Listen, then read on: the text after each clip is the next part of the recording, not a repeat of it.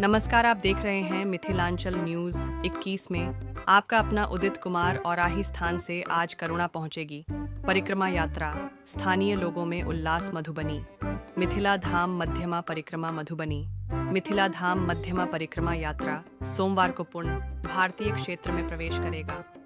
नेपाल के कचुरी धाम स्थित मिथिला बिहारी मंदिर से 3 मार्च को शुरू परिक्रमा यात्रा हनुमानगढ़ी, कल्याणेश्वर स्थान, गिरजा स्थान फुलहर, मटिहानी, जलेश्वर स्थान, मड्ढई स्थान, ध्रुवकुंड, कंचन वन, पर्वता स्थान, धनुषा, सतोषर स्थान और ही स्थान होते हुए मंगलवार को भारतीय क्षेत्र में करुणा गांव के रामसागर पोखर पहुंचेगा। रविवार को परिक्रमा यात्रा का रात्रि विश्राम और ही स्थान में हुआ। वहां से सोमवार को विदा होकर शाम तक प्रभु श्री राम व माता सीता के डोला संग परिक्रमा यात्रा में शामिल साधु संत व श्रद्धालु करुणा गांव में रात्रि विश्राम करेंगे। परिक्रमा यात्रा के करुणा पहुंचने को लेकर स्थानीय लोगों में उल्लास का माहौल है। स्थानीय लोगों के अनुसार करुणा गांव से 4 किलोमीटर की दूरी पर विशौल विश्वामित्र स्थान है।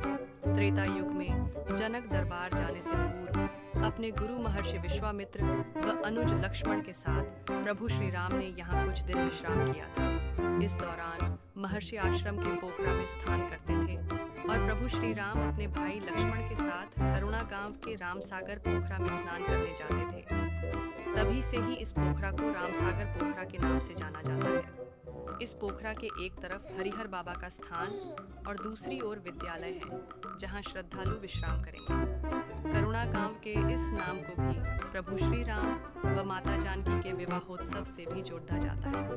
विवाहोत्सव के बाद जब माता सीता डोली में बैठकर विदा हुई तो सैकड़ों की संख्या में सहेलियां उन्हें जनकपुर धाम की सीमा पार कराने के लिए डोली के साथ निकली थी। इस स्थान पर पहुंचकर सहेलियों ने माता सीता को मिथिला के विदाई परंपरा के अनुसार पानी पिलाया और करुणामयी अंतिम विदाई दी।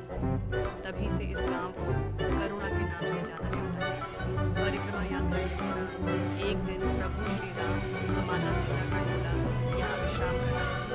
तैयारियों में जुटे स्थानीय परिक्रमा यात्रा में शामिल श्रद्धालुओं के विश्राम के लिए स्थानीय ग्रामीण तैयारी कर चुके हैं। ग्रामीणों ने श्रद्धालुओं के स्नान के लिए जल कुंभ से भरे रामसागर निजी श्रमदान देकर सफाई की। स्थानीय मीडिया पर विजय कुमार, शैलेंद्र कुमार, नागमणि सहित दर्जनों लोगों ने बताया कि पोखरा के चारों तरफ साफ सफाई की गई है ताकि परिक्रमा यात्रा में शामिल श्रद्धालुओं को किसी तरह की कठिनाई न हो। यहाँ से मंगलवार को परिक्रमा यात्रा कल्याणेश्वर स्थान की परिक्रमा करते हुए विशौल पहुंचेगी। अगले दिन गुरुवार को परिक्रमा यात्रा विशौल से जनकपुर के लिए प्रस्थान करेगा।